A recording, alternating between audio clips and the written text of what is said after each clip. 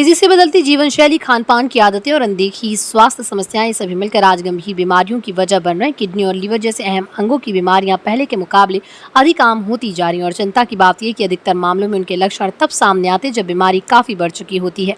Cancer जैसी जटिल बीमारी के शुरुआती लक्षण नजरअंदाज कर दिए जाते हैं और खतरा बहुत बढ़ जाने पर जीवन पर ही संकट आ जाता है। ऐसे में जरूरी हो जाता है कि शरीर के संकेतों को समय रहते समझा जाए और सही समय पर विशेषज्ञ से परामर्श लिया जाए तो रोगों से छुटकारा मिल सकता है। इन्हीं बातों को ध्यान में रखते हुए वाराणसी में मेदांता हॉस्पिटल लखनऊ के तीनों विशेषज्ञ doctor Manmeet Singh director urology व renal care, doctor Abhishek Kumar Singh director medical oncology cancer care और doctor Vivek Gupta senior consultant liver transplant ने प्रेस वार्ता में स्थानीय लोगों को बीमारियों के लक्षण, कारण और सावधानियों की जानकारियां दी।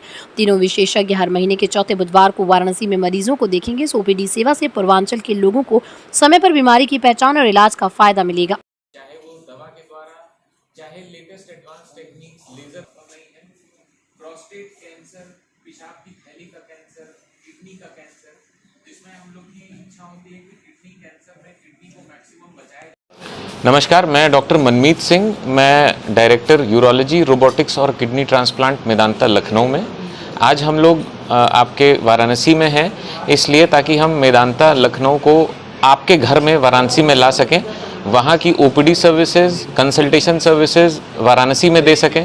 उन मरीज़ों को जो लखनऊ तक नहीं आ पा रहे या वो मरीज़ हमारे जिन्होंने मेदांता लखनऊ में ऑपरेशन करा रखा है, कंसल्टेशन कर रखा है, उनको उनकी असुविधा कम करके हम यहाँ बनारस में ही उनको देख सकें।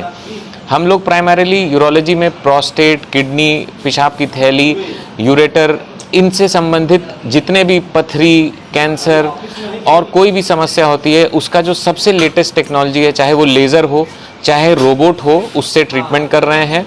स्पेशली सारे यूरोलॉजी के कैंसर्स जैसे प्रोस्टेट, किडनी, ब्लैडर और किडनी ट्रांसप्लांट भी आज के समय में हम लोग रोबोटिक विधि द्वारा कर रहे हैं। मेदांता की हम लोग की टीम हर महीने के लास्ट बुधवार को यहाँ वाराणसी में 12 से 3 के बीच में अपनी ओपीडी सर्विसेज देती है। अब मैं आग्रह करूंगा डॉक्टर अभिषेक सिंह से कि वो अपना बताएं, अपना परिचय दें और अपनी सर्विसेज के बारे में बताएं। इसमें कितना खर्च आता है और किस जगह आप लोग बैठते हैं आज के समय में?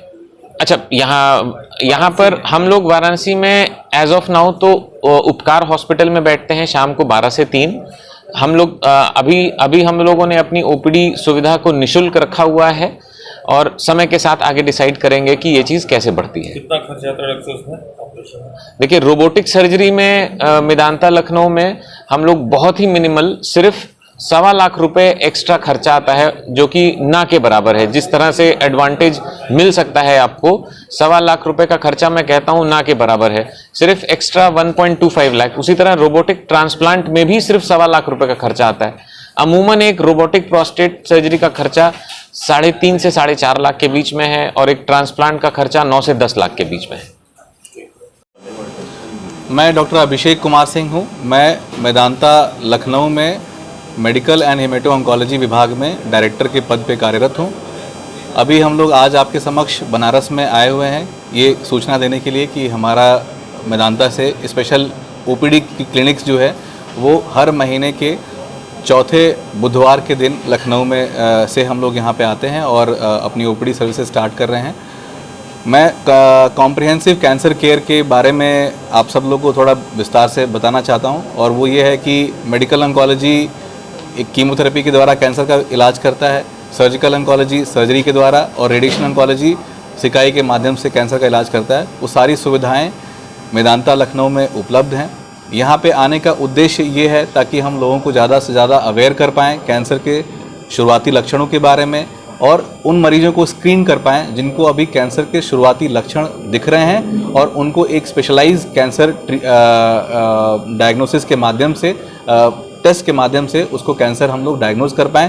क्योंकि कैंसर में एक चीज़ जो सबसे ख़ास है और वो सबसे इम्पॉर्टेंट भी है, वो ये है कि कैंसर को जड़ से तभी ख़त्म किया जा सकता है जब इसको हम लोग शुरुआती दौर में पता लगा लें।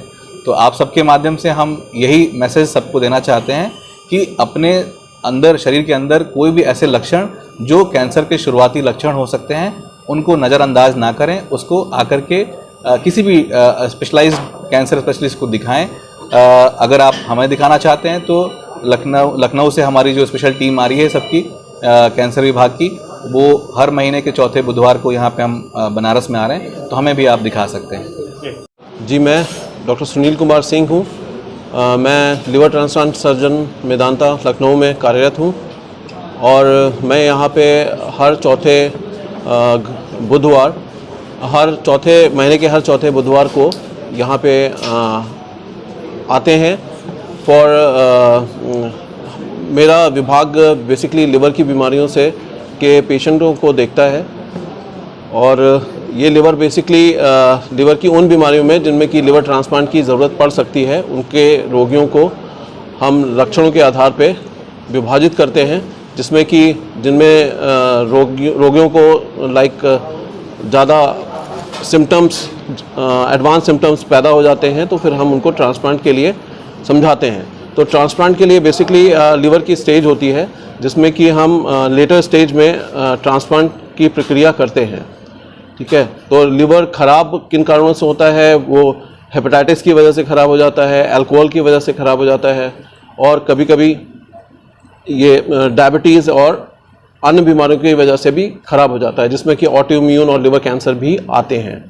सो उनमें हम पेशेंट को लक्षणों के आधार पर विभाजित करते हैं। फिर उसके बाद हम उसको जब पेशेंट दवाइयों से उनका इलाज नहीं हो पाता है और पेशेंट के लक्षण इतने बढ़ जाते हैं कि उनको बचाना मुश्किल हो जाता है, तो हम उनको लिवर ट्रांसप्लांट के बारे में बताते हैं। तो इन लिवर ट्रांसप्लांट में होता क्या है कि हम डोनर से एक लिवर का एक भाग लेके, कि जो उपयुक्त डोनर होता है, जिसका लिवर अच्छा होता है और जो साइज़ के हिसाब से जो पेशेंट होता है, जो मरीज होता है, उसके लिए उपयुक्त होता है, हम उस लिवर को, उस मरीज के लिवर को पूरा निकाल करके उसमें ट्रांसप्लांट करते हैं। ठीक है, हमारे यहाँ सेंटर के जो रिज़ल्ट है वो 90 से 95% तक सही हैं।